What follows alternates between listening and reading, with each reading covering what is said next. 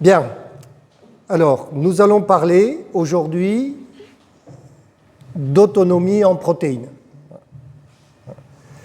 Et on verra un petit peu dans la fin de la présentation une approche autour de la gestion des sols qui va avec l'autonomie en protéines. Voilà un petit peu comment on va se mettre en place le timing de la journée. Je vais vous présenter la Vache Heureuse. La Vache Heureuse, c'est une entreprise privée, du coup, qui travaille sur l'autonomie des ruminants en protéines. Donc on n'achète plus de soja ou très très peu, puisque le soja il va rentrer dans les fermes quand les vaches vont produire plus de 9000 litres de lait. Mais avant, on reste autonome. Alors ça a des conséquences énormes parce qu'en fait, ça donne de la résistance économique aux fermes en cas de crise, tout simplement. Quand le commerce va, il n'y a pas de problème, vous pouvez acheter du soja, mais quand vous avez une crise économique, il vaut mieux être autonome. Et donc, à un moment donné, je travaille dans tous les climats d'Europe quasi. Alors, je reste en France, mais on a quasi tous les climats d'Europe, du très sec au très humide, du calcaire au sol sableux, et on essaye de toujours s'adapter à ce que peuvent faire les agriculteurs dans leur pédoclimat. Le premier objectif de l'autonomie, c'est de cultiver des plantes riches en protéines. Donc la MAT, c'est de la matière azotée totale, entre 15 et 20% de protéines dans les plantes qu'on va récolter. Donc c'est la voie fourragère qu'on va visiter. Ensuite, pour faire de l'autonomie en protéines à un très haut niveau de production, si vous voulez faire 9000 litres autonomes sur une ferme, vous devez disposer de 2,5 tonnes de céréales par animal. Donc ça, c'est le complément, on va dire, sucre, glucose, énergie. On complète avec des minéraux. Les agriculteurs, on les amène tous entre 25 et 28 litres par vache et par jour. Alors on s'adapte aussi aux chèvres, aux brebis, il n'y a pas de problème. Et ça va visiter, c'est-à-dire la totalité des cultures de la ferme sont réorganisées par rapport à ça. Donc on travaille un assolement, et cet assolement, on le veut non polluant, parce que c'est une demande de l'administration. Mais c'est aussi un problème de qualité de l'eau, etc. Dans l'eau, on y retrouve tout, les pesticides, les limons, l'érosion des sols, le phosphore, les nitrates, et on en oublie probablement. Et donc, cette autonomie pour les vaches, elle va aussi se traduire par une autonomie pour le sol. C'est-à-dire que notre sol, on veut qu'il fonctionne de plus en plus de manière indépendante et tout seul. Donc ça, c'est un des projets de la Vache Heureuse. Le deuxième projet pour le sol, c'est celui-là. Vous allez le revoir plusieurs fois aujourd'hui. C'est le modèle qu'on utilise pour faire la nouvelle agriculture. C'est-à-dire qu'on va essayer de copier le fonctionnement de la nature dans les pratiques agricoles. Et ce modèle-là, il est assez bizarre quand on le regarde comme ça, parce qu'en fait, c'est un modèle où tout va se produire avec quasiment rien. C'est-à-dire, la nature, elle dispose de 0,04% de CO2 dans l'air, c'est-à-dire rien, et avec ça, et du soleil, elle fait toute la vie sur la planète. Et donc, il est probable que notre société a loupé une étape dans son développement. Parce que nous, on a besoin de beaucoup de choses pour faire pas grand-chose. Et la nature, c'est complètement l'inverse. Et on se rend compte que si les plantes produisent de la matière organique, des protéines, etc., qu'on peut utiliser les plantes avec les animaux, les hommes, qu'on peut les manger, directement ou indirectement. Quand je mange une vache ou que je bois du lait, c'est une plante réellement que je mange. on se rend compte que le sol, ça va être une unité de recyclage, c'est-à-dire que tout ce qui tombe sur la terre va être recyclé, à condition que cette terre, que ce sol fonctionne correctement. Et dans le sol, il y a quelque chose de très bizarre. Il y a une entité qu'on appelle l'activité biologique du sol, qui est en fait une entité de recyclage. Et si vous savez tout recycler, eh bien vous n'aurez pas de pollution et vous ne manquerez jamais de rien. Et donc, on se rend compte que quand on analyse le mode de fonctionnement de la nature, c'est durable, c'est un cycle, c'est éternellement la vie. Ce n'est pas la vie éternelle, c'est éternellement la vie, parce que je dois passer par une phase de décomposition pour une reconstruction. Voilà comment ça fonctionne.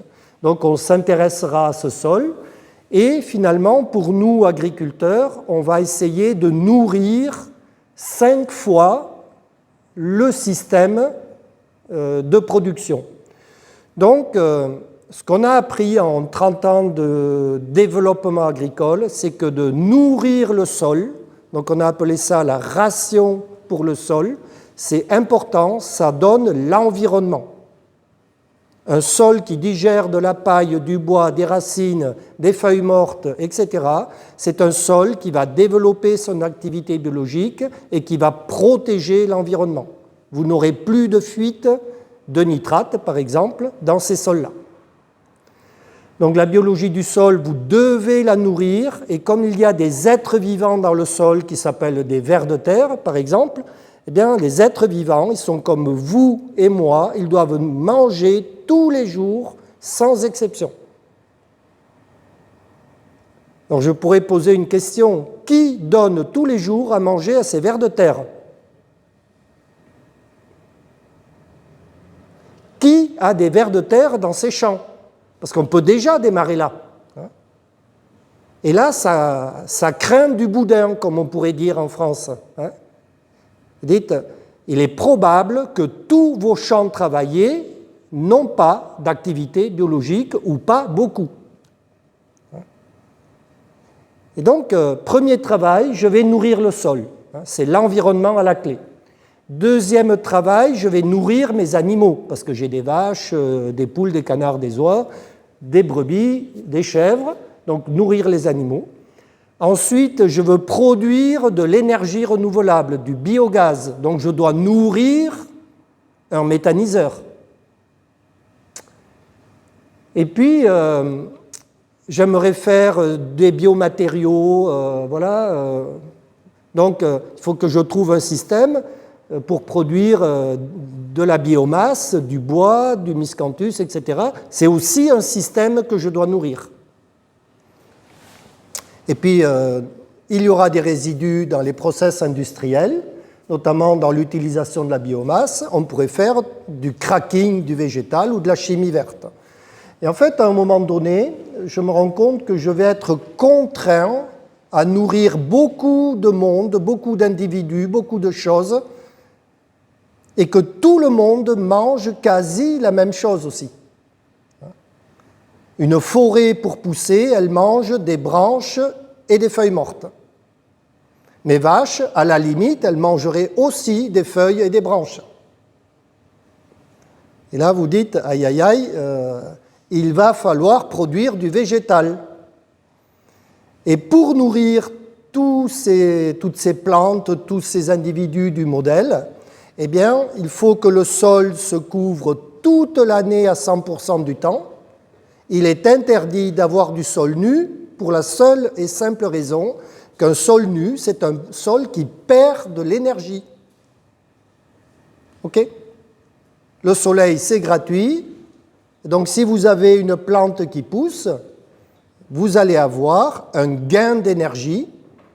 Et donc, plus le sol se couvre avec des plantes qui poussent, plus vous allez capter d'énergie solaire gratuite, renouvelable. Enfin, pour nous, elle n'est pas finie. Donc, pas de souci. Et vous allez pouvoir augmenter la productivité. C'est ce qu'on a fait un petit peu dans le modèle d'autonomie.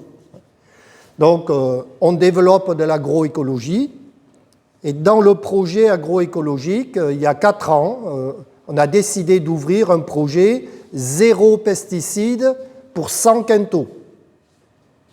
Alors c'est pire que ça, c'est zéro travail du sol, zéro pesticide, zéro nitrate et 100 quintaux.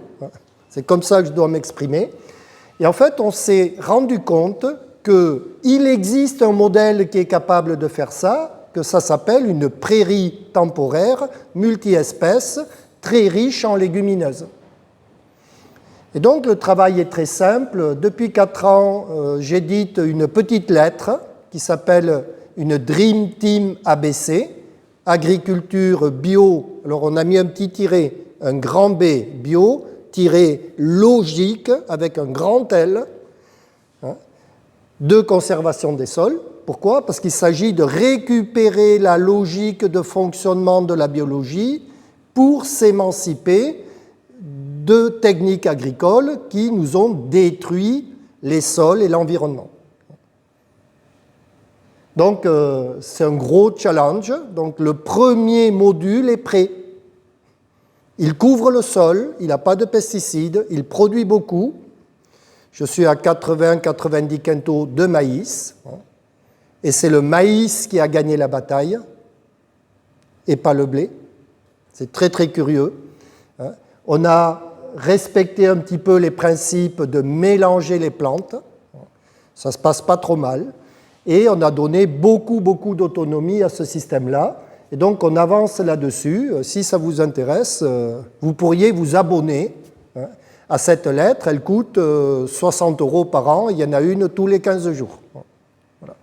Donc, l'idée dans la lettre, c'était d'amener de la connaissance pratique et, on va dire, scientifique autour du désherbage, notamment, aux agriculteurs. Alors, ce qu'on a appris dans ce dossier-là, c'est que l'oxygène est un poison. Et ça nous a vraiment perturbé beaucoup. Alors, ça mériterait une vraie journée de travail. Mais l'oxygène est un poison, mais on le verra cet après-midi un petit peu, parce que c'est le déchet des plantes, d'accord ? Et une plante ou une société vivante qui ne gère pas ces déchets est condamnée à disparaître parce que les déchets vont la tuer dans cette société. Donc les plantes, elles ont un problème avec leurs déchets qui est l'oxygène, et quand vous comprenez ça, eh bien, vous êtes capable de rentrer dans toutes les problématiques d'oxydation, et ça vous gère toutes les maladies du système végétal. Donc on a un modèle là-dessus, et qui fonctionne à tous les coups. C'est assez surprenant. Et en fait, pour réduire l'agressivité de l'oxygène, vous devez couvrir les sols toute l'année à 100%, et ça nous permet de nous émanciper des maladies. Autre débat qui va arriver, donc ça a entamé un petit peu le projet de la vache heureuse. Le maïs en silage n'est pas une bonne plante à cultiver pour un agriculteur qui veut produire et protéger l'environnement. Voilà. Et ça a été une catastrophe, parce que ça fait, depuis 1960 où je suis né, que l'administration, l'État, la R&D développent du maïs en silage. Les entreprises, etc. Gros business, mais grosse catastrophe. Alors, comment on comprend ça? Les Brésiliens nous ont montré qu'une culture de céréales, elle a 70% de sa biomasse sur le sol et 30% dedans. C'est la racine et la rhizodéposition, les dépôts racinaires. Une prairie temporaire, qui est notre modèle Rolls-Royce sans pollution, parce qu'une prairie pollue peu, voilà. De temps en temps, si elle est mal gérée, il y a des fuites aussi, mais globalement, c'est moins grave qu'avec les céréales. Eh bien, la prairie, c'est 40% de biomasse sur le sol et 60% dedans. C'est-à-dire les racines, les débris de surface, les mattes racinaires et la rhizodéposition. Et donc, on pourrait faire une hypothèse très simple. Un système qui ne pollue pas, c'est un système qui nourrit énormément le sol avec une biomasse importante. Hypothèse de travail. Eh bien, on va comparer du maïs en silage à autre chose. Donc, le maïs en silage, c'est une céréale. Je vais tout récolter et il me reste les racines. Conclusion, pour le sol, la part qui revient au sol, elle va être de 7 tonnes de matière sèche équivalent pour 14 ou 15 tonnes récoltées en matière sèche. Et donc, si je prends le maïs tout seul, je me rends compte qu'en 5 mois, j'ai fait ma culture et j'ai 7 mois où il n'y a pas grand-chose, parce que c'est l'hiver. Et moi, j'ai commencé ma vie d'agriculteur avec de la monoculture de maïs en silage. Ça veut dire que pendant 7 mois par an, je perds de l'énergie solaire. Mais je perds probablement des nutriments qui se lessivent. Donc j'ai des très grosses pertes. Et la question, c'est pourquoi ne pas les récupérer, le soleil et les nutriments, pour produire autre chose. Donc, on a des solutions. Reira italien, maïs. Ben, pourquoi pas? Et on s'est rendu compte que le Reira italien, c'est un très, très, très mauvais précédent pour faire du maïs derrière. Ça compacte les sols, il faut beaucoup d'énergie pour les détruire, il faut du glyphosate à tous les coups, voyez. Donc, on s'est dit, est-ce qu'on ne peut pas faire mieux? Et donc, on a commencé à faire un métail, c'est un mélange céréalier riche en légumineuses. Alors, on a piqué ça à l'agriculture biologique, qui faisait des mélanges céréaliers riches en céréales. Donc, on s'est dit, allez, les céréales, ça vaut rien, on met des légumineuses. Les grandes légumineuses qui ont gagné la bataille, c'est la févrole, le pois fourragé, la vesse velue ou la vesse commune. Voilà, c'est les grandes légumineuses qui ont gagné la bataille. Et donc, entre 2 maïs, je peux produire 8 tonnes de matière sèche d'un couvert qui va servir de fourrage. Je vais l'ensiler. Et il va me rester les racines et les dépôts racinaires. Mais derrière, il vient tout de suite un maïs. Donc là, je n'ai pas besoin de beaucoup d'énergie parce que la plante a tout étouffé, elle est très propre, il y a très peu de graminées dans le mélange, donc je n'ai pas besoin de chimie. On fraise, on déchaume, on sème, terminé, et on met du maïs, grain du coup, pour que l'énergie du grain nourrisse les vaches avec les protéines du couvert végétal d'hiver, et la paille nourrit le sol. Ce qui fait que dans mon système où il y a 2 cultures par an, j'ai 2 fois des racines avec les dépôts racinaires qui nourrissent le sol, plus une fois la paille du maïs grain. Conclusion, j'ai 20 tonnes de matière sèche pour nourrir le sol. Et là, on a posé des questions très bêtes que personne ne veut relever, et peut-être que vous allez le faire. C'est quelle est la différence du résultat environnemental entre un maïs en silage tout seul et un système à double culture? Est-ce que ça fuit autant? Est-ce qu'on a autant d'érosion? Est-ce qu'il y a de la biologie, plus, moins, etc. Beaucoup de questions se posent.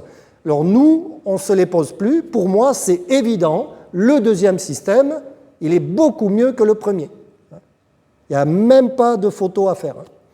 Et on peut faire le même raisonnement avec de l'herbe. Alors, je cultive du Reira italien, j'ai déjà 6 tonnes d'herbe dans ma petite prairie. Alors, ce n'est pas beaucoup, mais on a beaucoup de prairies en France à ce niveau-là de production, 6 tonnes. Eh bien, ça fait déjà 10 tonnes de matière sèche qui va nourrir le sol avec les racines et les dépôts. Eh bien, si on intensifie la production de l'herbe, c'est-à-dire on passe de 6 à 14 tonnes, qu'on rajoute beaucoup de légumineuses, qu'on fait des sursemis, qu'on intensifie la gestion de l'herbe, qu'on passe à 14, eh bien avec 14 tonnes d'un produit très riche en protéines, vous avez 20 tonnes de matière pour nourrir le sol. Et là aussi, on peut se poser la question du résultat environnemental. Et donc, on a choisi de travailler avec les deux métiers, c'est-à-dire productivité du système fourrager à base d'herbe, le plus possible tout le temps, et productivité du système céréalier à base de céréales et de dérobés, on va dire. Productivité maximum. Et donc, ces systèmes-là, ils nous amènent la nutrition des vaches et la nutrition du sol, en fait. Et donc, sur la ferme de la Vachereuse que vous voyez, j'ai mon bureau dans cette ferme-là, en Normandie, donc c'est dans l'Orne. Donc, j'habite en Bretagne, je suis allemand d'origine, j'ai un accent du sud-ouest, parce que je suis né là-bas, et mon bureau, il est dans l'Orne. Autant vous dire que je pèse lourd en CO2 quand je me déplace en voiture. Mais ce n'est pas très grave, puisqu'en fait, je sais que tous les agriculteurs de la Vachereuse, ils captent du CO2 en pagaille et ils nourrissent le sol et la biodiversité. Donc, ce n'est pas très grave. Donc, ce qui se passe, c'est qu'en fait, mon collègue Anton Ziegler, qui est suisse, donc on se retrouve sur une langue maternelle allemande, parce que c'est un Suisse alémanique, lui. Eh bien, il y a une ferme où il y a 110 vaches, donc il faut les nourrir. Il faut aussi nourrir 3,5 tonnes de vers de terre à l'hectare quand on les mesure, on a à peu près ça. Et il y a une méthanisation à 250 kW électriques qu'il faut aussi nourrir. Et tous les jours, on se lève avec ce métier-là. Objectif, nourrir. Et donc, on a osé faire quelque chose de très provocateur. C'est-à-dire que quand la politique va définir l'agroécologie, vous avez 10 lignes à lire et vous n'y comprenez plus rien. Parce qu'il faut faire de l'éthique, de l'environnement, du social, de l'économie, du durable. Bref, vous oubliez tout ça. Toutes les définitions de l'agroécologie au ministère, chez les scientifiques, à l'ONU, à la FAO, à Bruxelles, vous oubliez, vous mettez la définition tout de suite à la poubelle. Un agriculteur ne peut pas travailler avec cette définition-là. Donc on s'est permis de redéfinir le travail pour les agriculteurs. Dans agroécologie, vous avez 3 mots qui ont été collés. Agro, éco, logis. Jusque-là, c'est très simple. Mais quand vous visitez la racine des mots, ça vient du grec. Voilà. Agro, aguerre, agra, le champ, la parcelle, der Acker. Jetzt bin ich ein Bauer und ich habe mein Fuß in mein Acker. Okay? Erster Teil vom Wort. Zweiter Teil, Öko. Das heißt nicht Ökonomie oder Ökologie, no. Das ist das Haus, Oikos. Mein Acker ist ein Haus. Und was lebt in ein Haus? In ein Haus lebt das Lebewesen, den Boden. La Biodiversité.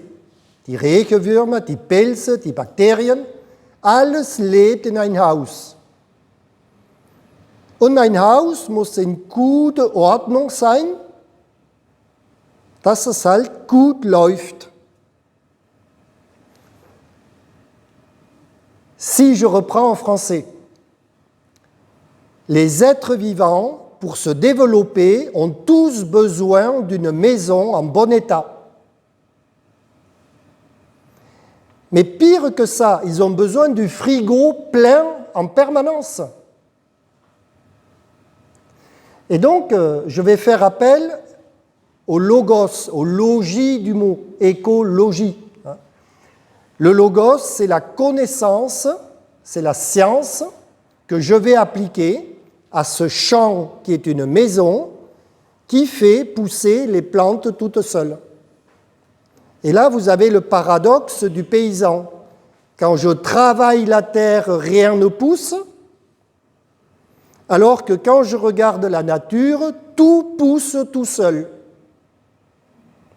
Et donc j'ai loupé une étape dans mon raisonnement. Le rêve, avoir une agriculture où ça pousse tout seul et où je récolte tout le temps. Le rêve. Alors c'est à nouveau, pour le développement de l'Europe en crise mondiale, de la R&D pour les 50 prochaines années et pour redevenir leader de l'Europe.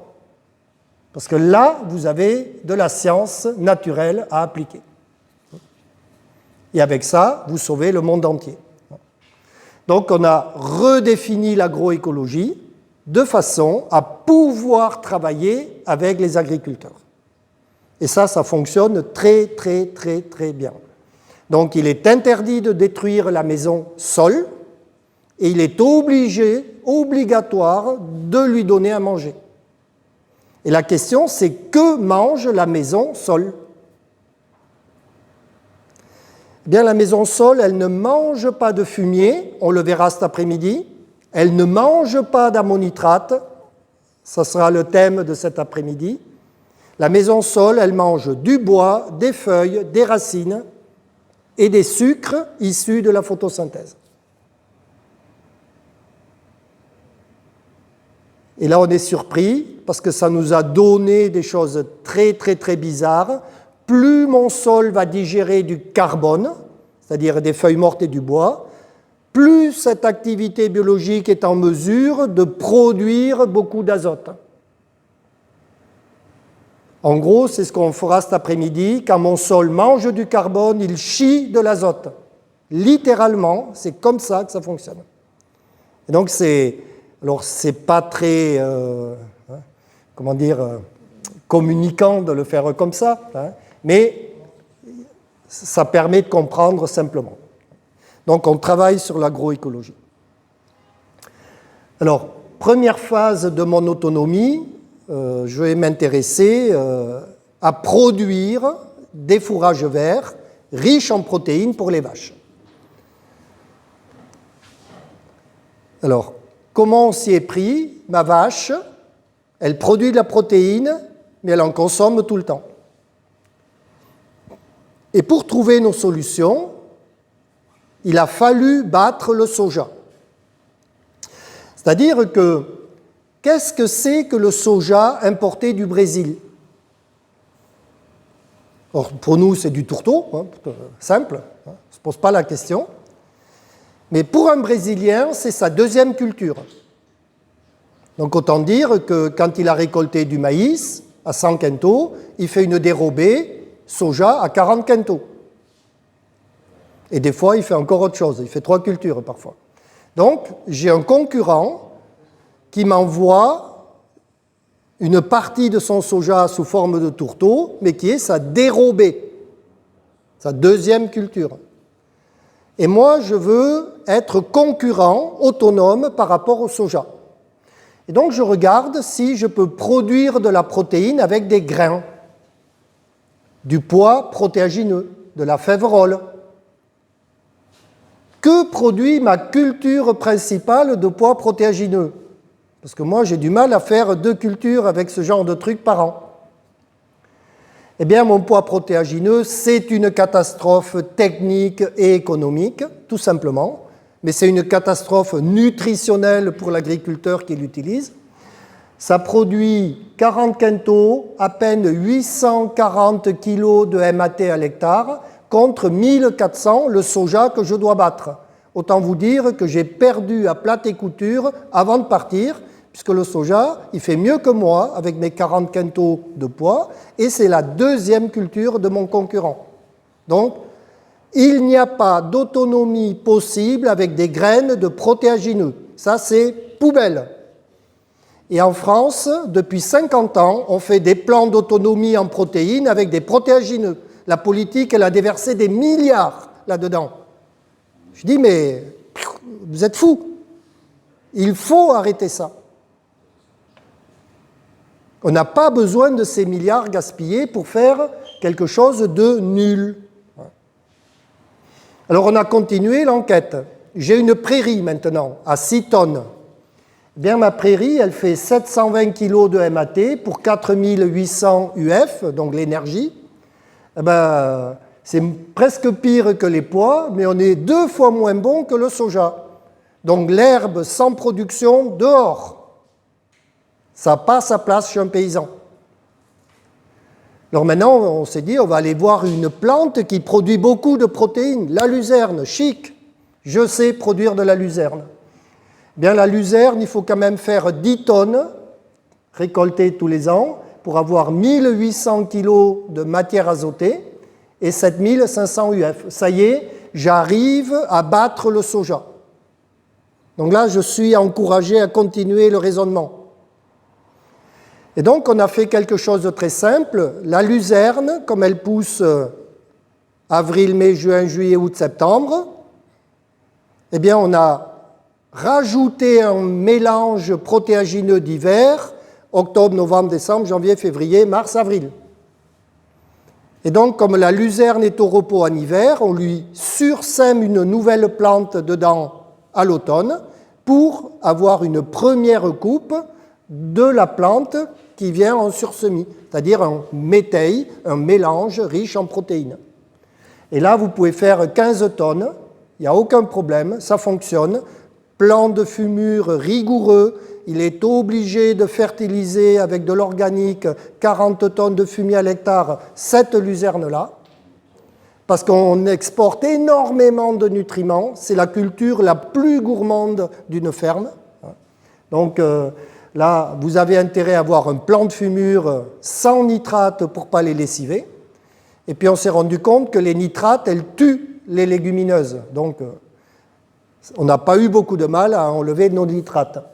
Et donc, avec 15 tonnes de matière sèche récoltée, j'ai 2700 kg de protéines et 11 000 UF. Donc ça veut dire que je fais quasi 2 fois mieux que du soja. Donc là, c'est bon, on va pouvoir se bagarrer avec nos concurrents. On est sûr de gagner la bataille, si vous voulez, de l'autonomie. Alors on regarde un mélange céréalier riche en céréales, par exemple avec de l'épeautre et du triticale ou du seigle. Ben, ça fait 1000 kg de protéines pour 7500 UF. C'est un produit nul pour produire du lait. Voilà, on l'a dégagé.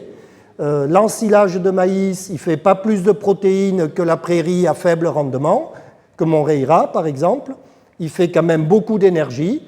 Et quand on a mis notre double culture mélange protéagineux d'hiver, maïs-grain d'été, qu'on a récolté en épi, on fait du maïs épi en silage, on a 1900 kg de protéines à l'hectare pour 15 000 UF.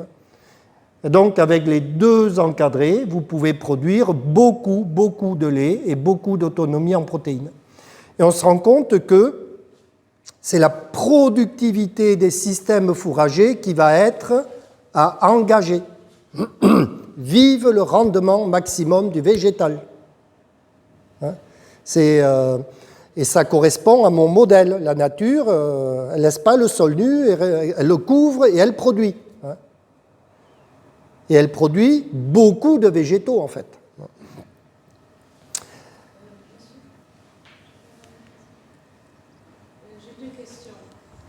Le micro, il est où? Deux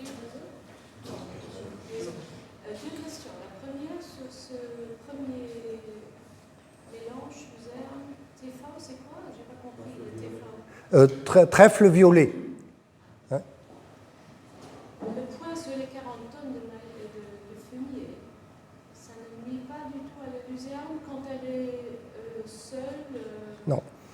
La deuxième question. Oui, c'est plutôt très favorable.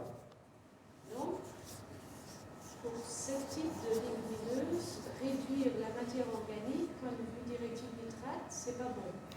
Disons que ça ne sert pas à grand-chose. Ce n'est pas une voie d'environnement. Parce qu'actuellement, chez nous, du moins en ce qui concerne les pois et les fibres, des choses comme ça, là, la matière organique est réduite à 80 unités. Oui, je sais. Chez nous aussi, c'est encore pire chez nous. Je crois que sur une luzerne, il est interdit en France de mettre du fumier ou du lisier ou du digestat. Interdit. Sur la luzerne, oui, sur les légumineuses, non. Sur les légumineuses, on a une petite marge, voilà, comme vous. Hein. La luzerne, c'est un cas, je dirais, législatif gris, hein, un peu une zone grise, on ne sait pas tout à fait. Mais maintenant, justement, pour avoir la confirmation, parce que c'est un sujet actuel, Oui, oui. vous recommandez sur des luzernes des quantités pleines de sang. Oui, entre 30 et 40 tonnes, équivalent au fumier. Alors ça peut être 50 mètres cubes de digestat, aucun problème. J'ai du lisier de porc, j'en vois 30 ou 40 aussi. En fait, le gros problème de la luzerne, c'est que c'est une plante qui exporte 300 kg de CaO tous les ans. Mais 350 à 400 kg de potasse à ce niveau-là de production. 100 unités de phosphore, ok, et puis de la magnésie et tout le reste, et des oligos. Et donc, à un moment donné, si vous ne mettez rien sur un champ de luzerne, vous allez appauvrir le sol. Et on fait un très mauvais précédent dans le système de culture, puisqu'on redémarre avec un sol appauvri.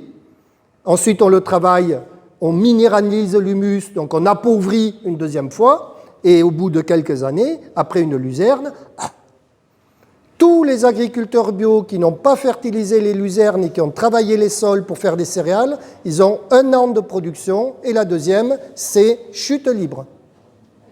Et donc, pourquoi? Dans une ferme, on a beaucoup de fertilisants organiques, donc on les utilise. Alors, il y a des règles, c'est pas n'importe comment, pas n'importe quand. La richesse du sol, on peut baisser, mais il y a certains sols, on a intérêt à envoyer des effluents. La deuxième question, maïs-grain. Est-ce que vous avez une idée jusqu'à quelle latitude, vous êtes en France, le climat est un peu plus chaud. Oui, oui, oui. Jusqu'à quelle latitude maïs-grain fonctionne? Parce qu'il faut réfléchir aussi à la récolte. Il va fonctionner ici. En fait, on ne fait pas du vrai maïs-grain. En fait, sur les ensileuses, on a mis un bec de moissonneuse pour ensiler que les épis. Et donc, quand vous faites de l'ensilage, c'est plus 10 jours. Vous allez à peu près y arriver. Alors, c'est la génétique, il y a plein de facteurs pour le maïs sur lesquels on peut faire ce genre de production. Ça marche très, très, très, très bien. Ça va vous donner, ça va vous donner, voilà, ça va vous donner la photo du milieu en haut. Donc, sur l'ensileuse, on a enlevé le bec qui ramasse tout. On a mis un bec de moissonneuse-batteuse avec un adaptateur. Donc, on cueille que les boules, les épis, qui passent dans l'ensileuse, et on fait un ensilage de maïs épis avec les rafles et les spattes. Et du coup, on a énormément de paille qui revient au sol, puisque le maïs, c'est la plante la plus productive en paille du système agricole. Mais là, je vous garantis que les vers de terre, ils ont la banane. Mais l'environnement aussi. Il n'y a pas d'érosion, il n'y a pas de fuite, l'eau peut s'infiltrer énormément.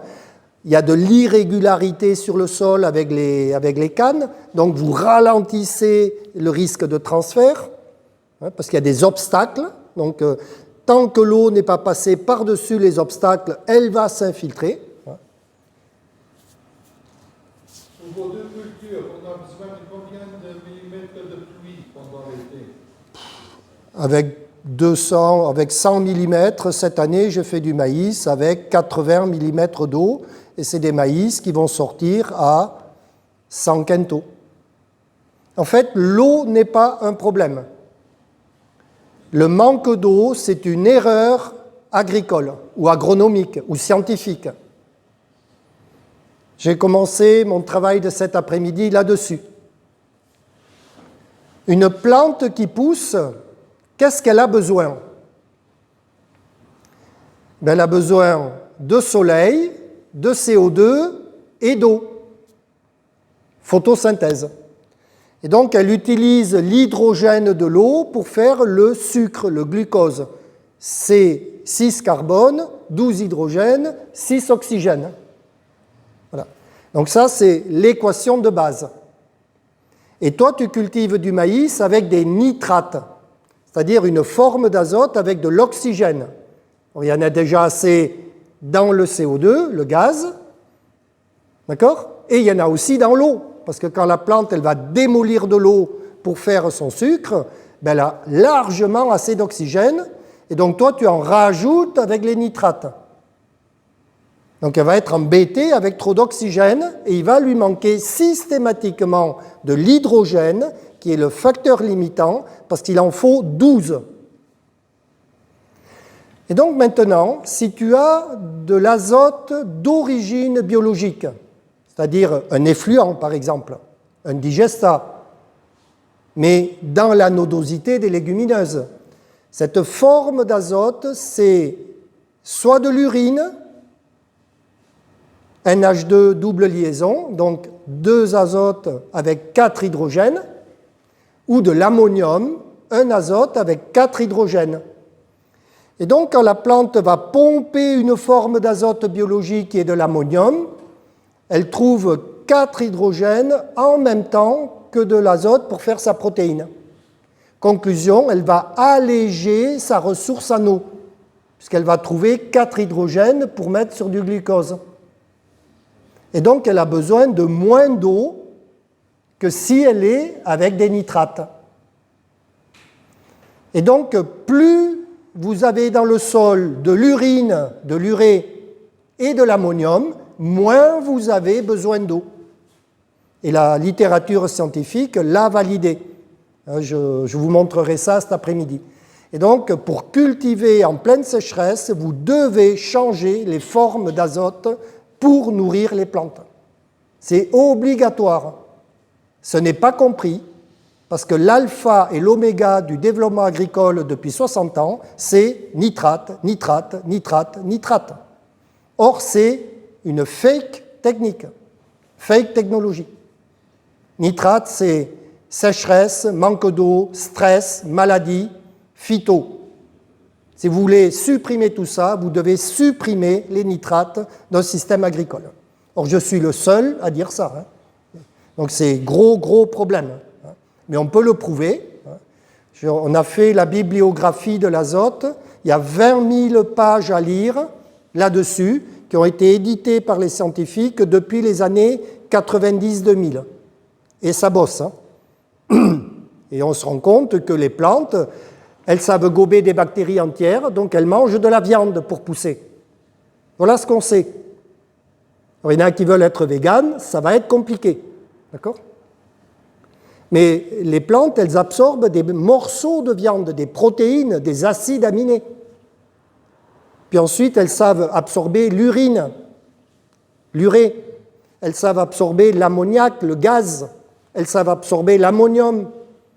Et ensuite, quand le sol va sécher, il y a de l'oxygène qui rentre, et donc l'ammonium va s'oxyder, nitrite, nitrate. Mais les plantes, elles savent absorber les nitrites, et elles savent absorber les nitrates. Sauf que dans la nature, nitrite et nitrate, c'est à la fin. C'est comme si tu n'en avais pas besoin. Donc c'est très perturbant. Toutes les formes d'azote oxydé sont responsables de la présence de vos mauvaises herbes. Nitrite, nitrate, mauvaises herbes.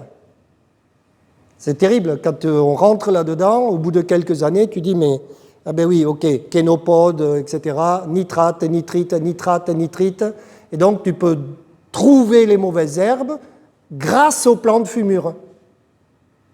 Et un rayra, par exemple, il devient résistant parce qu'il y a toujours trop de nitrate. Donc trop de nitrate, ça fait pousser un rayra, tu détruis le rayra, mais il y a toujours trop de nitrate, le rayra revient et il va fabriquer sa résistance à la chimie. Parce qu'il a besoin de nettoyer le sol des nitrates qui traînent. Donc la question c'est, au lieu de se bagarrer contre le rayra ou le vulpin, est-ce que ce ne serait pas plus simple d'enlever les nitrates ? Ben, c'est simple à faire puisqu'il y a plein de formes d'azote à disposition. Il y a même l'azote de l'air, si on veut. Donc, C'est très, très, très perturbant, cette histoire de fumier, de lisier, de fumure, etc. Hein, mais on va voir que ça va matcher. Pour revenir à ça, est-ce qu'il n'y a pas de problème avec la disponibilité des phosphores dans les fumiers et les digestats pour les plantes? Alors, absolument pas. Tous les phosphores qui sont sous forme organobiologique, digestat, fumier, lisier, excréments, en règle générale, hein, ils sont biodisponibles, donc grosse disponibilité.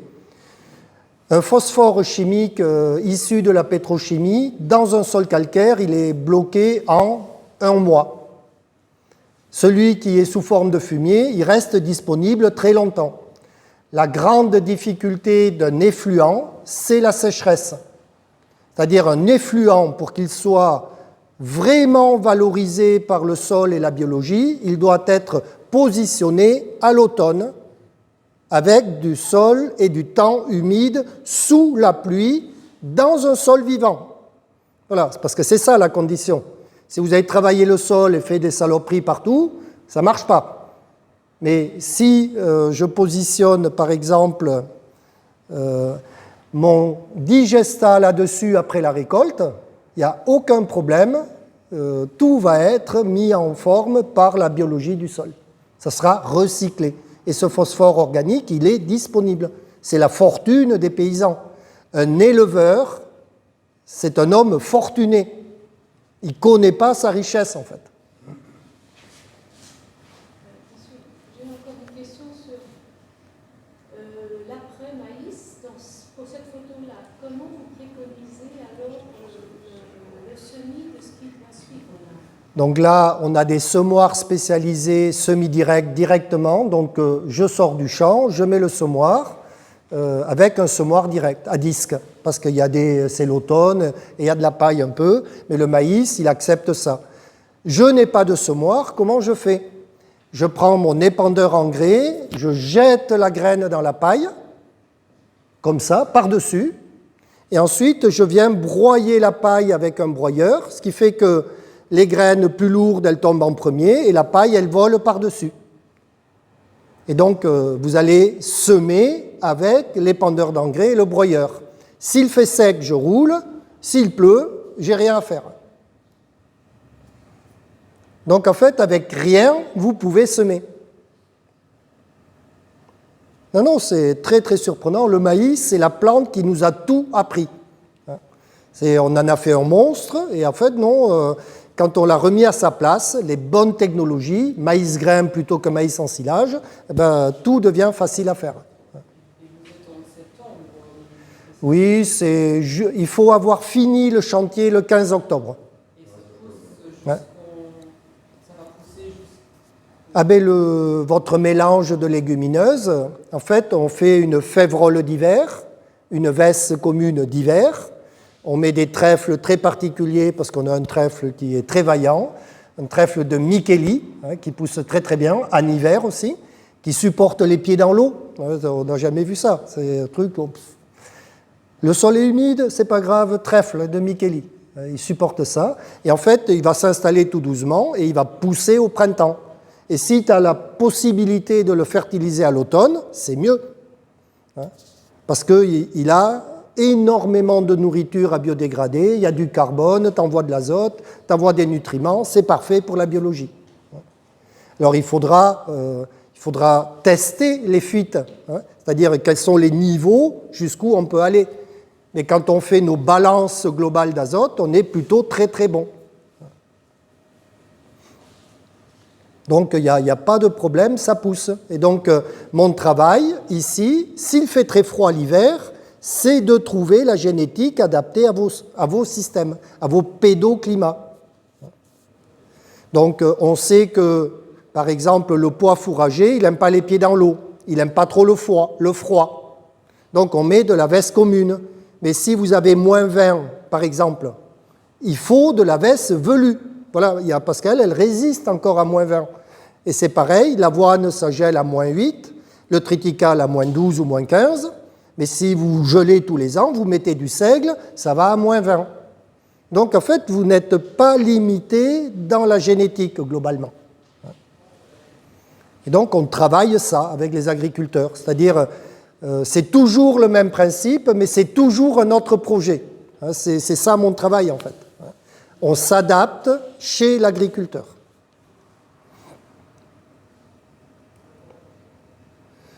Alors du coup, notre protéine dans le troupeau, ça va être ça. C'est-à-dire, on va faire des mélanges avec très peu de céréales et des protéagineux, des prairies multi-espèces riches en légumineuses, des luzernes, des trèfles en pur avec des sursemis, et on va avoir les 3 chaînes de récolte systématiquement. Soit c'est de l'ensilage, soit c'est de l'enrubanage, soit c'est du foin. C'est-à-dire, il n'y a pas de... en fait, il faut, dans ce genre de métier, il faut être très souple et relativement opportuniste. Je veux faire du foin, il pleut, j'enrubane, ce n'est pas un problème. Aujourd'hui, les technologies nous ont donné beaucoup de solutions. J'ai des gros chantiers, il fait beau et je me suis organisé, je fais de l'ensilage. Voilà. C'est comme ça qu'on va le faire fonctionner, ce système-là. Et donc, maintenant qu'on voit que tout va passer par les fourrages, des céréales, du maïs épi ou du maïs grain, et des fourrages verts riches en protéines, des luzernes par exemple, ou des mélanges à base de légumineuses, eh bien, il va falloir faire une ration. Il faut donner à manger aux animaux, et je veux produire 9 000 litres de lait. Peut-être 10 000, peut-être 12. Donc voilà un petit peu les débats avec les agriculteurs. Alors comment on va s'y prendre pour produire beaucoup de lait avec nos nouveaux fourrages, tout simplement? Eh bien, on est reparti de tout le travail de développement de la R&D, c'est-à-dire les scientifiques nous ont produit un système très productif pour les animaux, c'est maïs, soja, pour faire très simple. Mais en fait, ce qui nous intéresse dans le maïs-soja, ce n'est pas le maïs, ce n'est pas le soja, c'est l'animal, qu'est-ce qu'il a dans son rumen. Eh bien, quand on décortique ces rations très productives où la base, c'est le maïs et le soja, on se rend compte qu'on a presque un UF par kilo de matière sèche ingérée. Et après, la vache, elle va en manger 20, 21, 22, 24, 26, on ne sait pas. Mais si le premier kilo est bien fait, tout le reste suit. Donc 0,94 UFL, 150 grammes de MAT, on va équilibrer les protéines qui viennent de l'énergie, c'est les microbes de la panse avec ceux de l'azote, 95 à peu près c'est l'équilibre, et il faut trouver plus de 42 protéines alimentaires qui vont être digérées dans l'intestin. Et ensuite, il y a un facteur d'encombrement qui est arrivé dans cette ration, qui est la cellulose brute, c'est-à-dire c'est la structure des fourrages, et si vous voulez produire beaucoup, pas plus que 200 grammes de cellulose brute. Donc en fait, ce qui m'intéresse, ce n'est pas le maïs et son tourteau, c'est ce qu'il y a dans le rumen quand je fais ma belle ration. Et donc ça donne ce genre de raisonnement. Je prends mon étalon or, maïs, soja, c'est à peu près pour 1 kilo que la vache va manger, c'est 75 à 80% de maïs en silage et à peu près 20% de tourteau. Et on va mettre un petit peu de paille pour essayer de faire ruminer l'animal. Alors on a découvert que la paille, c'est un très mauvais produit. On l'a sorti des rations. Ça vaut rien. Ça prend de la place et ça ne sert à rien. Donc on a autre chose. Mais ça, c'est arrivé avec la deuxième ration. Donc on s'est dit, dans l'estomac de l'animal, je dois avoir 20% de cellulose brute, c'est le petit carré jaune, 0,94 UF minimum, et plus si je peux, et je dois avoir 15% de protéines. Voilà, ça c'est le rumen maintenant. Donc je le fais avec mon étalon or, je sais faire, j'ai appris, c'est très bien vulgarisé, mais je suis dépendant du soja et du maïs, ça pourrait me coûter cher. Et de l'autre côté, je pourrais être beaucoup plus autonome avec un fourrage vert qui, lui, va contenir de la matière azotée avec de l'encombrement, de la cellulose. Si le maïs, c'est de l'énergie avec de la cellulose, le fourrage vert type luzerne ou protéagineux ensilé, c'est de la matière azotée avec de la cellulose. Il n'y a pas d'énergie dans les fourrages verts, ou très peu. La luzerne, c'est connu, pas terrible, 0,7 UF. Donc, en gros, l'énergie, je vais la chercher dans une céréale sans cellulose, du maïs grain par exemple. Et ça pourrait être du blé, de l'orge, du triticale. Alors ça a des défauts en ration, mais le principe c'est une céréale sans encombrement, qui complète l'encombrement du fourrage vert. Et là on va être sur des ratios 60 à 70% de fourrage vert, 30 à 40% d'énergie, et on va garder quelque chose de très particulier qu'on a appelé une fibre de très haute technologie, une FHT, qui est en fait le nécessaire pour faire ruminer l'animal. Et idéalement, c'est du bois. La vache, elle est née il y a 20 millions d'années dans la forêt, et elle mange des feuilles mortes, des écorces, des morceaux de branches, la feuille avec son petit morceau de bois, d'accord, et de l'herbe. Et en fait, la question, c'est pourquoi elle mange du bois. Mais elle mange du bois parce que ça flotte dans le rumen, donc ça ne prend pas de place dans le système alimentaire et de digestion. Et en permanence, comme ça flotte, vous devez imaginer que c'est comme un bateau, une petite barque, qui vient, dès qu'elle bouge, chatouiller les papilles du rumen. Et du coup, le grand muscle qui enveloppe le rumen, il peut fonctionner tout le temps. Un muscle de rumen, ça fonctionne comme une bétonnière. Je mets mes ingrédients, par exemple mon herbe et mes céréales, et ensuite, si je fais rien, il y a de l'eau, la vache elle boit de l'eau, si je fais rien, les éléments fins, ils se déposent dans le fond, les éléments grossiers par-dessus, et l'eau par-dessus. Et du coup, le moteur est en panne, j'ai arrêté la bétonnière pleine, tout se dépose dans cet ordre-là, le fin, le moins fin et le très grossier. Donc vous avez ciment, sable, gravier, eau. Et la vache, c'est pareil. Donc pour éviter l'acidose, il faut remuer tout ça, et vous avez un grand muscle plat autour du rumen qui bouge une fois à la minute. C'est-à-dire, c'est une bétonnière qui fait un tour et qui s'arrête. Ça veut dire que toutes les minutes, la vache, elle doit redémarrer le moteur. Et ça se fait en chatouillant les petites villosités, les papilles du rumen. Et donc, si vous n'avez pas quelque chose qui chatouille, attention, la machine va se mettre en panne. Et quand je jette la paille dans l'eau, elle devient toute molle et elle perd très vite son côté agressif, on va dire excitant, pour les papilles. Par contre, un morceau de bois, lui, pas de problème. Il est opérationnel tout le temps. Et la vache, quand elle va le ruminer, elle va le broyer très fin, puisque vous avez mis un petit morceau de bois qui fait 1 à 2 cm. Alors imaginez des fagots, des branches, vous les coupez tout court comme ça et vous mettez ça dans les rations.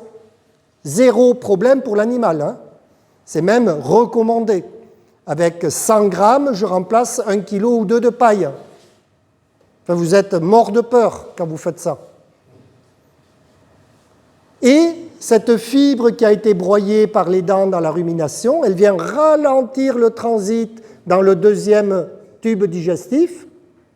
Donc vous améliorez l'assimilation des nutriments. Pas de diarrhée. Et donc en fait, on gère cette fameuse fibre. Alors on a utilisé du miscanthus, de la paille de colza, du foin porte-graines de luzerne, par exemple, des trucs très très durs qui sont très riches en lignine, en fait.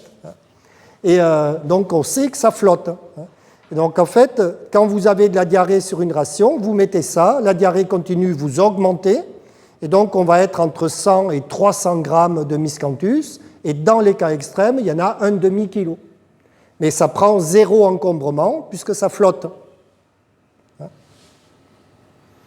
Et donc, 1 kg de paille, ça encombre, j'enlève la paille, je mets 1 kg d'alimentation haute productrice dedans, et je mets du bois qui flotte en plus. Mais avec ça, je ne vous dis pas, vous sauvez tous les troupeaux. Un troupeau qui patine avec de l'herbe, vous mettez 300 grammes de miscanthus, c'est 3 litres de lait. C'est surprenant que vous faites ça. Et donc on a commencé comme ça, et donc on va s'intéresser à la ration verte. Alors les agriculteurs ont commencé avec de l'ensilage d'herbes de mauvaise qualité. Ça fait 0,8 UF, 130 grammes de protéines et 280 grammes de cellulose. Et nos rations, elles sont ensilage d'herbes, ensilage de maïs. Souvent, c'est ça. On a commencé comme ça, de toute façon. Et l'ensilage de maïs, il fait 0,9 UF, 70 grammes de protéines et 180 grammes de cellulose. Maintenant, je fais une ration très bête, moitié d'ensilage d'herbe, moitié ensilage de maïs, je les rajoute, et quand j'ai fini le travail, j'ai 0,85 UF, j'ai 100 grammes de MAT et 230 grammes de cellulose brute. Ça veut dire que mon objectif minimum qui est ici, là, pour faire la production laitière, il n'est pas atteint. Il va me manquer de l'énergie, il va me manquer des protéines, et je vais avoir trop de cellulose. Conclusion, cette ration, elle perd 15% de son efficacité sur l'encombrement. Alors maintenant, je calcule, ça, moins 15%, c'est la catastrophe qui arrive. J'ai plus que 0,7 UF, 85 grammes de MAT, cellulose, encombrement, je suis nickel. Sauf que maintenant, il va me manquer beaucoup de choses. Il va me manquer 0,2 UF par kilo de matière sèche ingérée. Je vous garantis que là, vous achetez du concentré, du VL, il vous en faut. Il vous faut 55 grammes de matière azotée par kilo de matière sèche ingérée.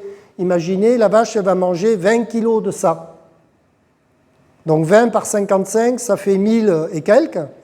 Ça veut dire que vous êtes à 2,5 kg de soja minimum.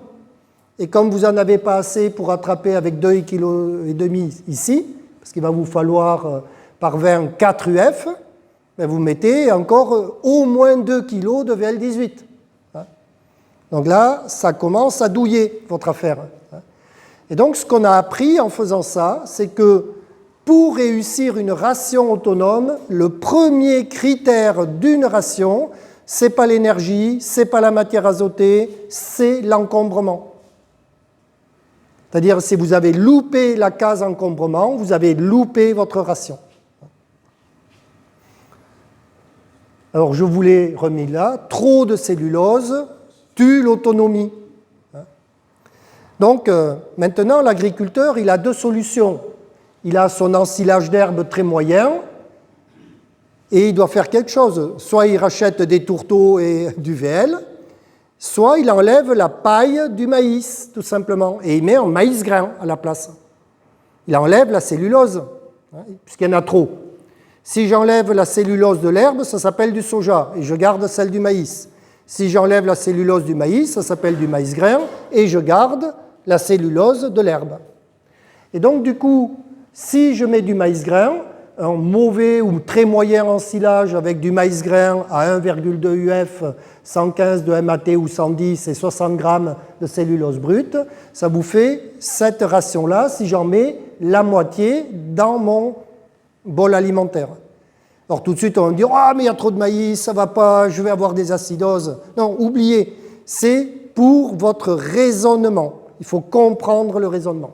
Donc moitié-moitié, je fais un métier un petit peu d'abruti, mais j'ai une UF, donc ça c'est 15 000 litres de lait si je veux. Voilà. J'ai 122 grammes de MAT, il me manque de la protéine, 18 grammes pour chaque kilo ingéré. Donc il va me falloir un correcteur, mais je me rends compte que j'ai de la place. Je dois faire 200 grammes de cellulose pour chaque kilo, et j'en ai que 170 ici.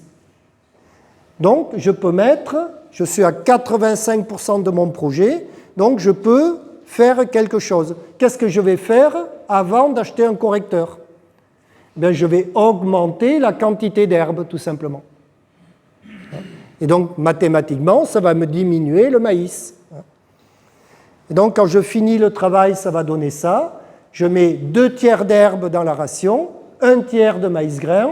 Voilà ma ration qui s'équilibre. Et j'aurai besoin de 16 grammes de protéines par kilo ingéré. Pour 20 kilos, ça fait 320 grammes. C'est 1 kilo de tourteau de colza. Et je ne suis plus obligé d'aller au Brésil acheter du soja. Et avec 1 kilo, je fais quasi 10 000 litres de lait ou 9 000, c'est sûr. Et donc l'autonomie en protéines, elle doit se comprendre comme ça. Mon fourrage, il encombre, il est interdit d'encombrer avec un autre fourrage. Donc si j'ai beaucoup d'herbes, il est interdit de faire du maïs en silage. C'est aussi simple que ça. Donc il faut faire du maïs épi. Alors après, on a des problèmes de stock, il faut gérer du stock, mais ça vient après. D'abord, les besoins de l'animal, comment ça fonctionne, comment je vais les trouver, et maintenant, je sais comment je vais les trouver. 70% de fourrage vert, 30% de céréales. Et je vais gérer ma ration. Donc finalement, la ration à base d'herbes, de fourrage vert, c'est devenu la médaille d'or. C'est mon nouvel étalon. Et donc ça, on en fait un peu, mais c'est le pis-aller. Et donc souvent dans les fermes, on va trouver dans les phases d'adaptation des pratiques d'apprentissage, on va trouver le maïs en silage et l'ensilage d'herbes. Donc pour aller au bout avec le moins d'achats possible, vous devez équilibrer le maïs avec son correcteur, tout seul, et l'herbe avec sa céréale, toute seule. Et dans votre bol ration mélangée, les deux ensemble. Et là, vous allez voir que vous allez économiser beaucoup de tourteaux. Et après, vous faites, on ne sait pas, c'est 30% de la première ration, 70% de l'autre, on ne sait pas. Mais en fait, dans les phases d'apprentissage, on a toujours ces deux rations qui sont à gérer et on les fait de cette façon-là. L'herbe avec son correcteur en équilibre, c'est-à-dire une céréale, le maïs avec son tourteau en équilibre. Et ensuite, on rajoute les deux. Et on enlève de la paille, on enlève le foin et on met une fibre de haute technologie. Et ça marche très bien.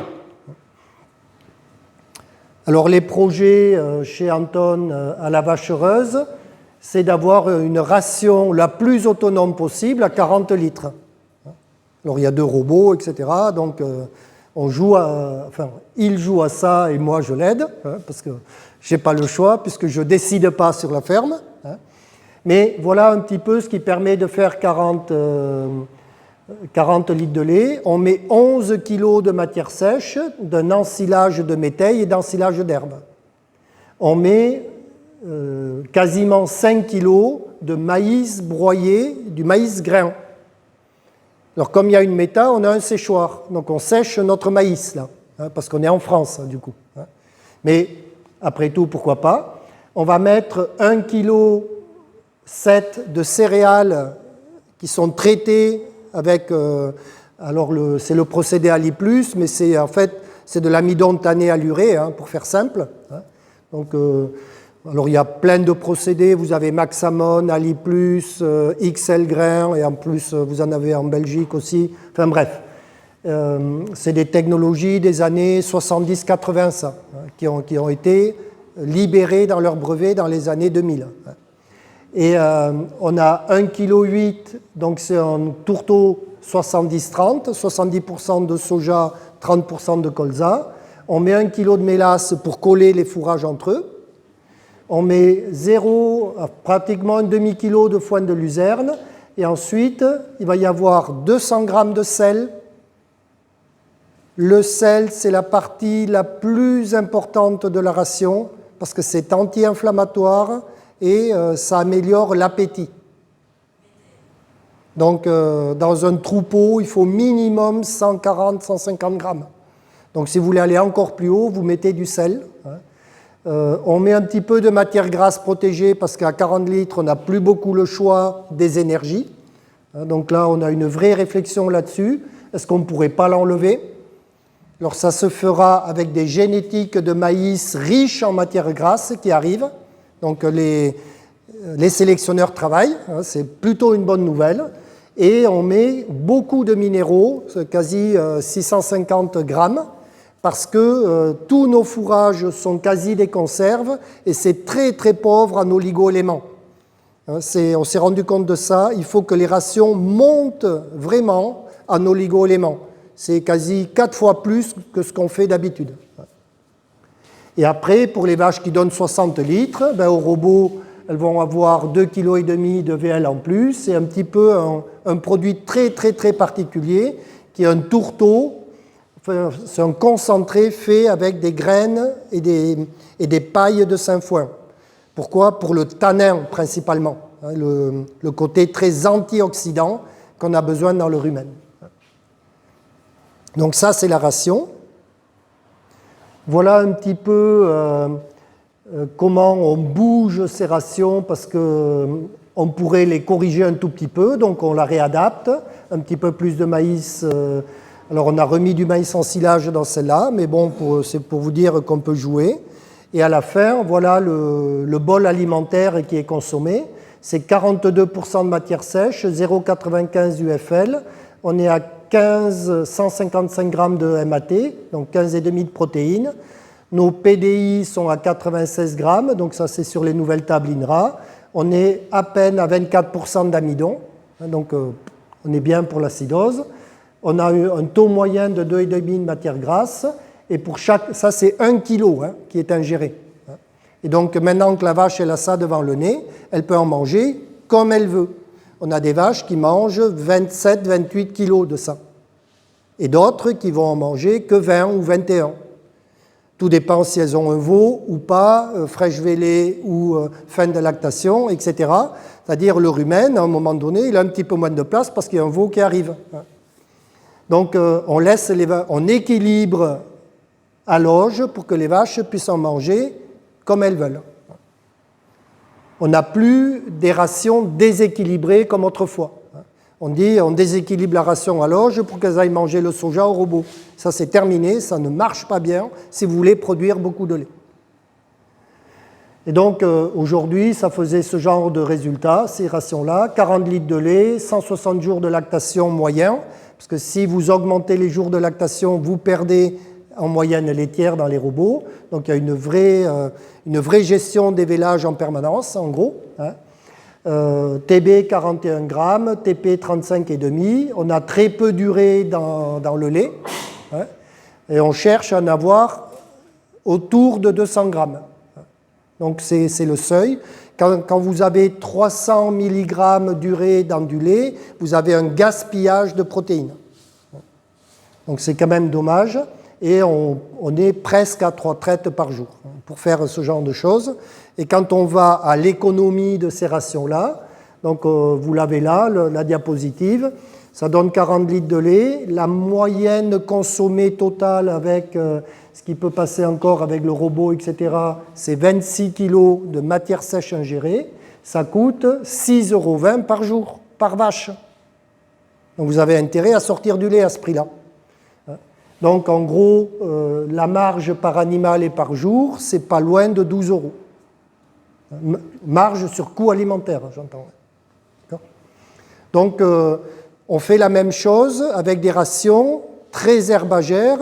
Si vous faites 30 litres de lait avec de l'herbe et un petit peu de complément qui est en maïs épi, ou un petit peu de maïs en silage pour les gars qui pâturent, vous arrivez exactement au même résultat avec beaucoup moins d'achats. Donc en fait, on a commencé à avoir des objectifs. Une vache, elle doit gagner entre 10 et 14 € par jour. Voilà. Et avec ça, je dois payer toutes mes charges de structure. Ça, c'est hors prime, d'accord ? Et donc, on a ce genre de projet pour améliorer la productivité et la rentabilité de l'élevage. Alors, je vous ai mis plein d'exemples de rations d'agriculteurs qui travaillent en Alsace ou dans les Pyrénées-Atlantiques ou dans l'Orne, parce que c'était la vieille ration d'Anton, ou dans le 81, mais je ne sais pas quel département c'est. Voilà, c'est ça, le Tarn, merci. J'avais un trou dans la raquette. Et en fait, les agriculteurs vont adapter en permanence avec le système fourrager qu'ils ont. Je vous ai mis un petit mot sur cette fibre de haute technologie. Donc, c'est indigeste, c'est 0 UF, c'est du bois. Mais pour faire ruminer l'animal, c'est ce qui s'est avéré être le plus efficace.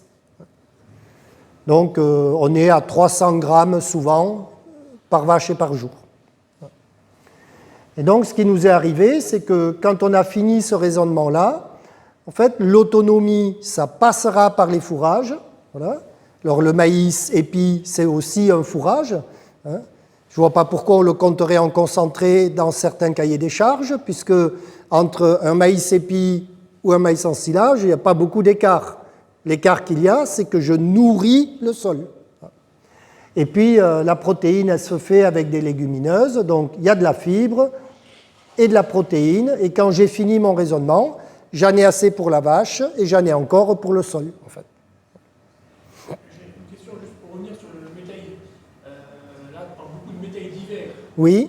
Est-ce que maintenant, on va parler de changement climatique, mais avec l'évolution même au niveau, est-ce qu'on ne pourrait pas tendre vers des métaïls de printemps qui pourraient peut-être passer l'hiver pour gagner en précocité sur la date d'implantation du maïs? Parce que là, les dates d'implantation du maïs sont aussi importantes pour nous. Oui, on a commencé.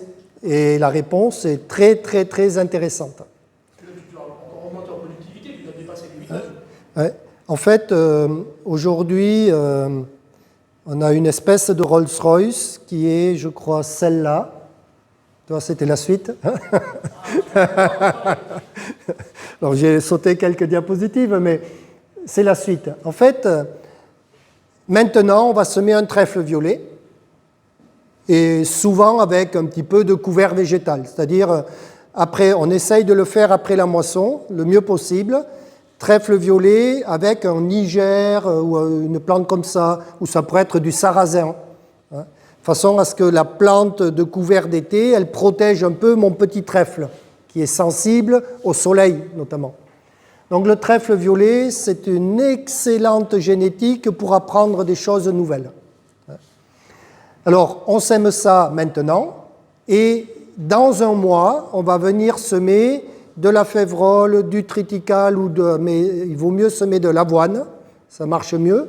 Alors, si vous gelez, c'est seigle ou triticale, hein, mais voilà, on va s'adapter.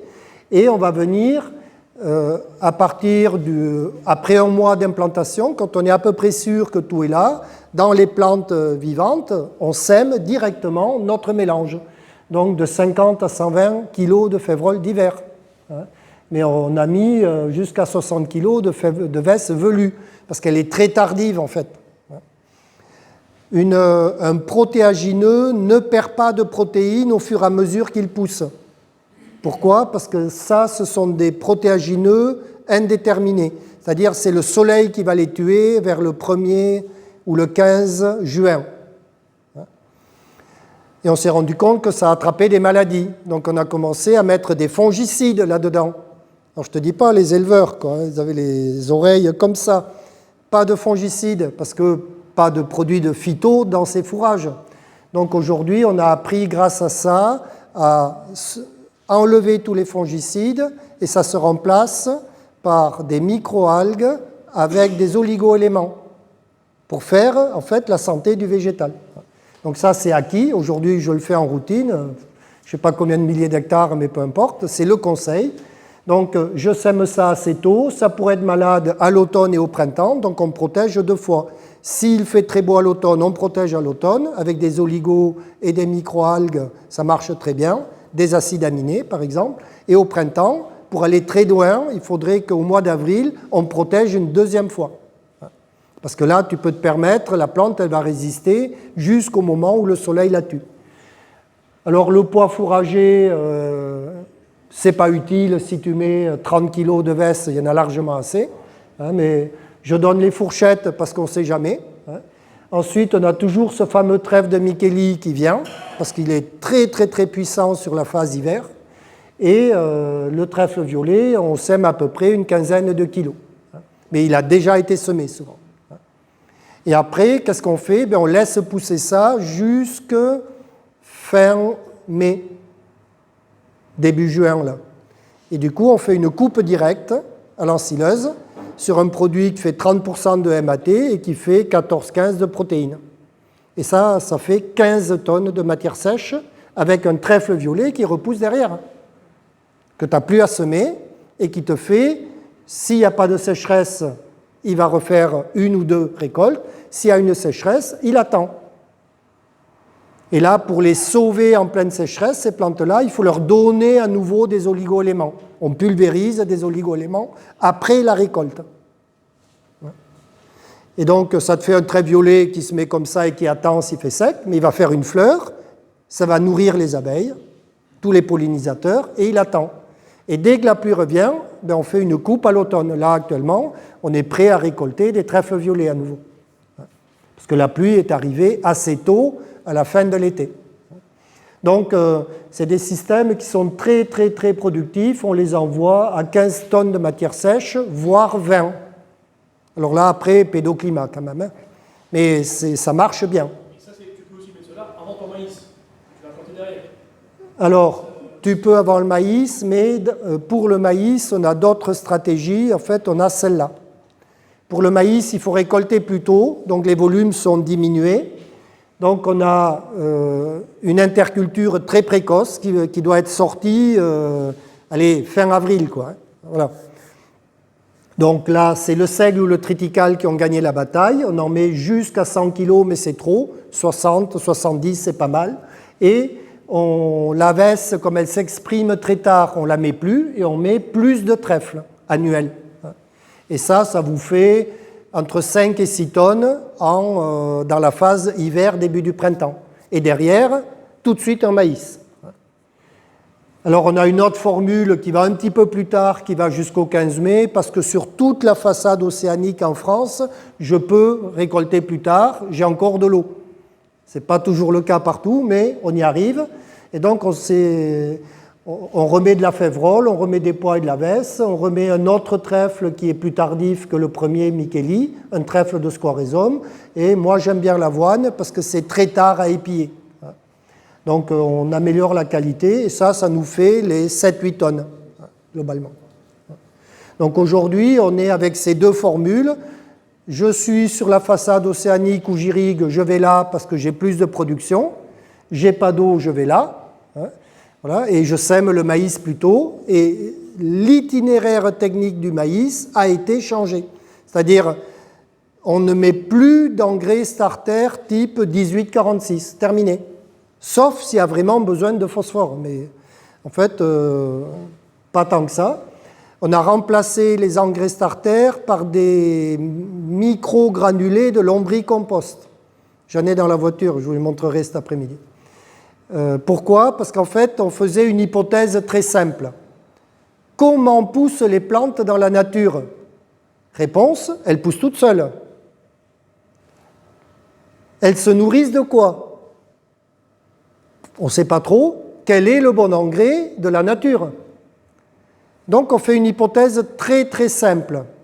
Depuis 500 millions d'années, les plantes grandissent avec les mycorhizes, les champignons et les vers de terre, plus toutes les autres bactéries.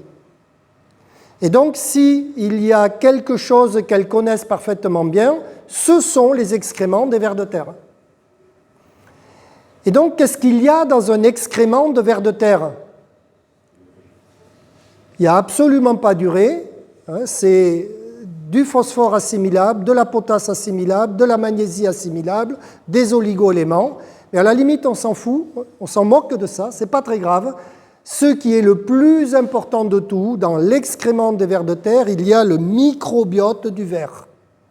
C'est-à-dire toutes les bactéries qu'il a besoin pour digérer. Exactement comme moi ou comme la vache. Et donc on a fait cette hypothèse-là, on s'est dit, mais si les plantes et les vers se connaissent depuis 500 millions d'années, il est probable que les bonnes bactéries qui nourrissent la plante dans les racines, ce soient celles des excréments du ver. Ce sont les mêmes. Elles se sont co-sélectionnées et elles ont co-évolué. Ben, je vous le garantis que vous pleurez quand vous faites l'expérience. Vous faites du lombricompost, vous le faites sécher à froid, vous en faites des microbilles et vous le mettez comme engrais starter dans un sillon de maïs. Mais ces maïs, ils poussent et ils poussent et ils poussent.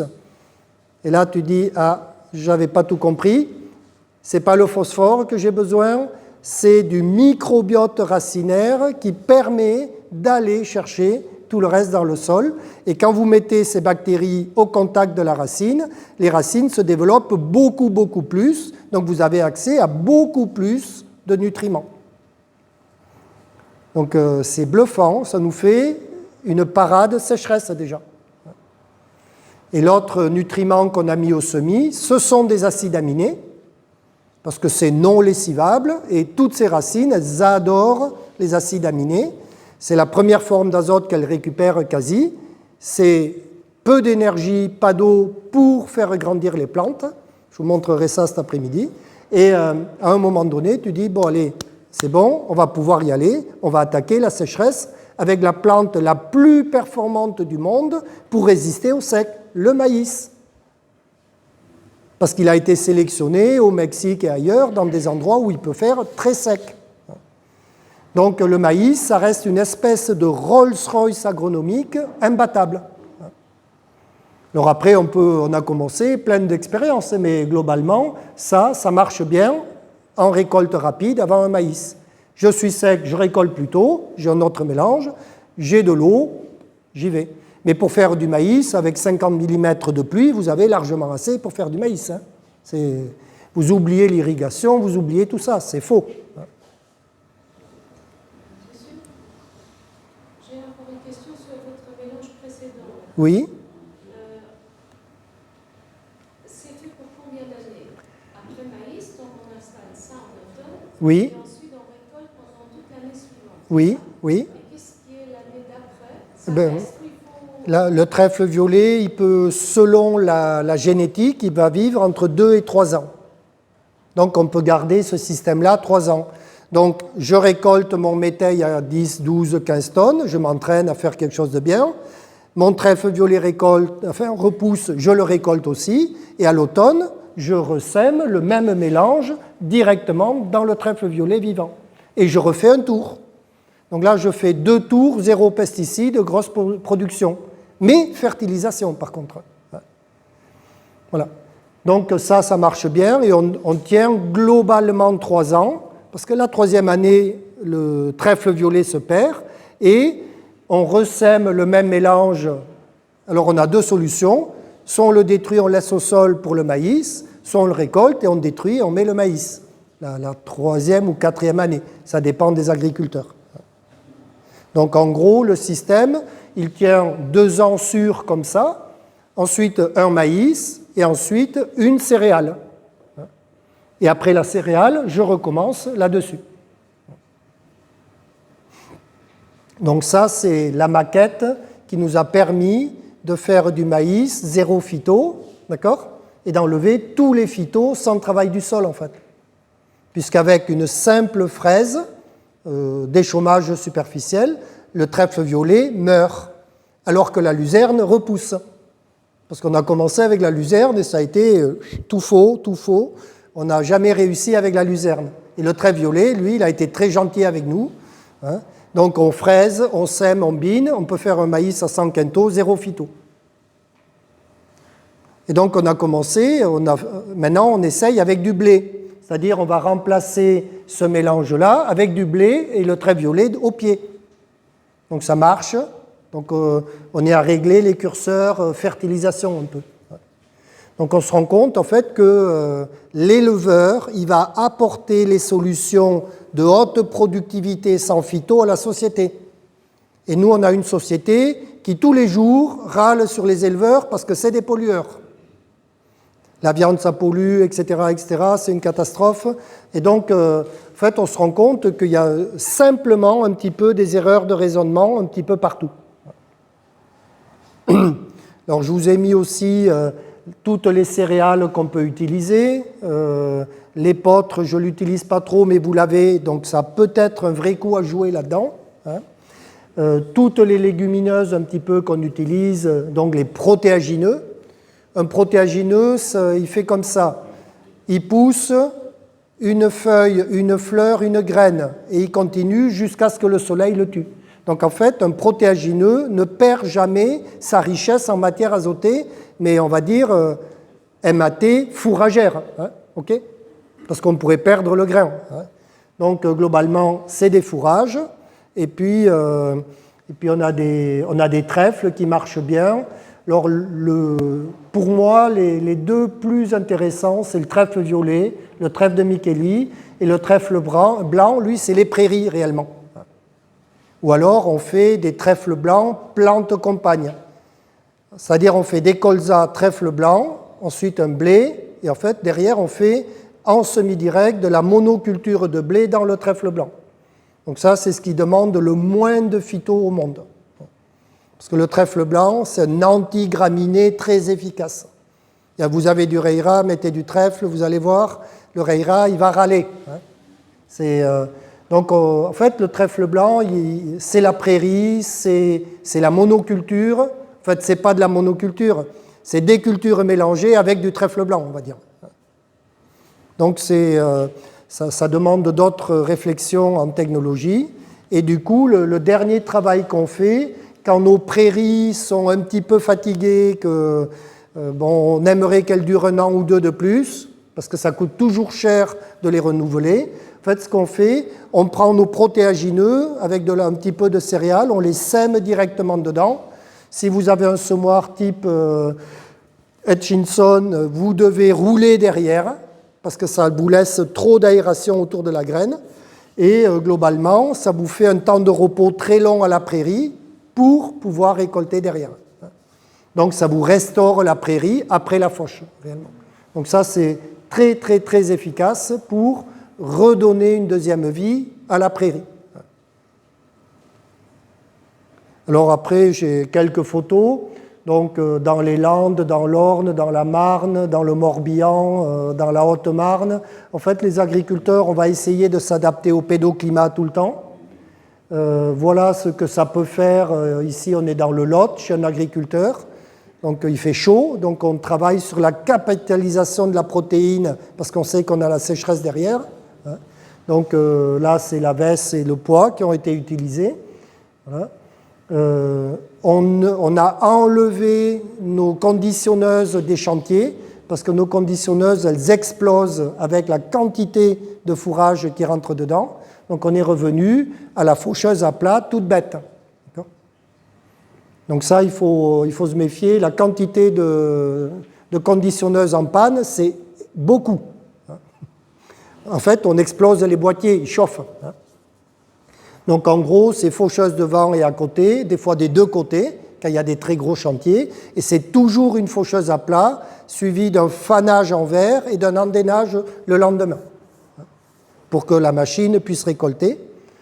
Ensuite, on essaye de faire ce qu'on a appelé un petit métail d'été qui vient, par exemple, je récolte de l'orge très tôt, qu'est-ce que je fais en été? En fait, on essaye des mélanges de couverts végétaux en plein été. Et en fait, ce qu'on se rend compte, c'est que si vous avez mis le bon engrais starter pour le semis, vous allez réussir une culture à peu près 4 tonnes de matière sèche. Même s'il n'y a pas d'eau. C'est vraiment... Je récolte, je sème, je récolte l'orge, le lendemain, j'ai semé mon mélange avec le bon engrais starter. Je ne perds pas de temps à déchaumer, rien, etc. Il faut vraiment une stratégie. Donc là, on utilise les semoirs à dents, c'est ce qui marche le mieux, semi-direct à dents. L'orge, vous avez souvent récolté le grain et la paille, vous devez semer avec un coup de rouleau par-dessus, et on met un engrais starter spécial sécheresse. C'est-à-dire on a des engrais starter qui nous attirent l'eau du ciel. Vous n'avez jamais vu ça? En fait, c'est à base de magnésie. Donc on a mélangé notre lombricompost avec de la magnésie. La magnésie, c'est un ion hydraté. Si vous le mettez par terre, il va, avec rien que la différence de température jour-nuit, il va se liquéfier, c'est-à-dire il attire de l'eau. Et donc, si vous mettez de la magnésie en engrais starter dans un sillon avec le lombricompost, c'est-à-dire les bactéries, eh bien, la plante, elle a de l'eau et elle a le microbiote et elle a un petit peu de magnésie, mais ça, on s'en moque un peu. Et du coup, elle peut pousser très facilement parce que là, l'engrais starter, c'est un acide aminé qui doit terminer le job. Et avec très peu, avec 2 kg d'acide aminé hectare, vous faites vos cultures d'été. Mais ça devient de la technologie. C'est-à-dire, il n'y a pas de temps mort, il ne faut pas perdre de temps, je récolte, je sème et j'ai le bon engrais starter pour aller à la bagarre, parce que je vais me bagarrer avec la canicule et pas de pluie. Donc je cherche de l'eau, je cherche des nutriments et je cherche un microbiote pour installer rapidement les plantes. Donc ça fonctionne bien.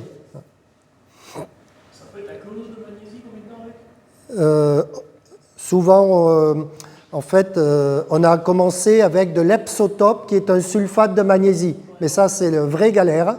Parce que, oui, puis même pas, parce que tu en mets 10 kilos, c'est pas cher, oublie ça. Le prix, on s'en moque, puisque tu le transformes en lait derrière. Donc, on n'est pas céréalier, si tu veux.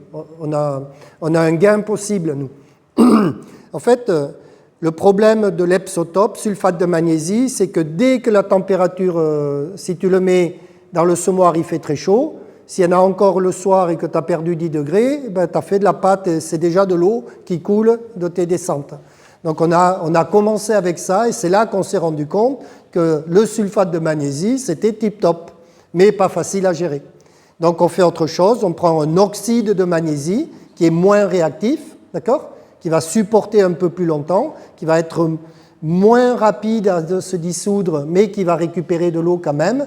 Et donc, on joue un petit peu plus longtemps, quelques jours de plus, mais ça nous permet de travailler plus tranquille. Parce que les semoirs qui collent avec de l'eau qui coule partout, là, tu prends le Karcher, tu as 2 heures de boulot et il faut que ça sèche. Tu espères qu'il y a la canicule le lendemain pour repartir. Donc, voilà, les bêtises, on les a toutes faites à la limite, mais c'est pas grave, c'est comme ça qu'on apprend. On a une bonne idée, on se trompe et on apprend. Donc voilà un petit peu les débats. Donc, et ensuite, dans les prairies qu'on sursème, pareil, on va avoir des stratégies. Interdit de pâturer parce qu'il faut restaurer l'herbe. Donc c'est fauche obligatoire. Ça, on a mis un petit peu de temps à le comprendre, parce que les agriculteurs, quand ils avaient ces gros fourrages-là, on a commencé par remettre au fil, etc. On a tout repiétiné et on a perdu à nouveau ce qu'on avait gagné. Non, quand vous restaurez des prairies en sursemis, fauche obligatoire et pâturage fin de printemps et automne après. Voilà ce que vaut à peu près un maïs épi. Ça fait entre 1,7 et 1 UF. Ça fait 90 grammes de MAT et entre 60 et 120 grammes de cellulose. En fait, la cellulose, elle est variable selon la quantité de grains de mon maïs. Moins j'ai de grains, plus j'ai de rafles proportionnellement. Donc ça monte ma cellulose. Si j'ai des gros rendements de grains, j'ai moins de rafles en proportion, donc j'augmente les UF et je baisse la cellulose. Donc ça, on s'en rend compte. Donc on a basculé sur des génétiques maïs-grain, du coup. Puisque la paille, elle est pour le sol.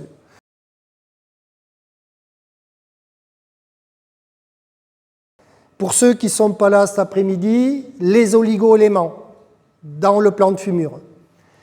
Donc c'est un travail qui nous vient d'un gars qui s'appelle Lowell, entre parenthèses, là-bas, c'est un développeur en biodynamie aux États-Unis. Et c'est très intéressant parce que ça recoupe beaucoup de choses qu'on fait et on a la preuve qu'il a raison. Donc c'est très perturbant.